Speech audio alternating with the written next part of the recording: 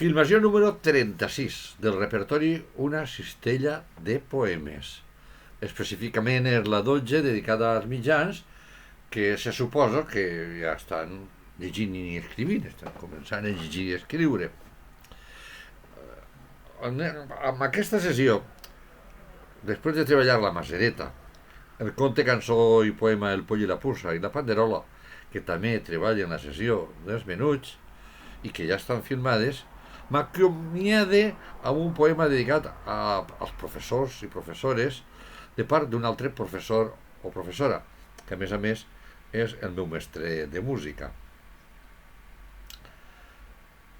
Per poder ser professor o professora t'has de fer aventurer, aventurera, bon poeta, enamorat, enamorada i donar molt de voler. Posar-te el nas de pallasso, pallassa, i si pots, tapar-te un ull. Poder contar històries, eixes que diuen el buic.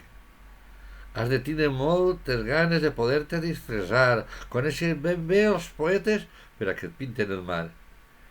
I no has d'esperar conseqüències per tot allò que has dit, perquè el mestre, mestra, si és bon mestre, mestra, no deurà mai treure el pit.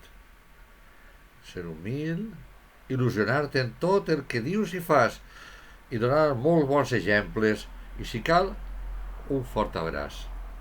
Miquel Juan García, a les meues companyes i companys. El repertori, una cistella de poemes, es fa en 3 sessions per a iniciar a la poesia a la infantesa, una per als més menuts, que se suposa que no saben llegir i escriure.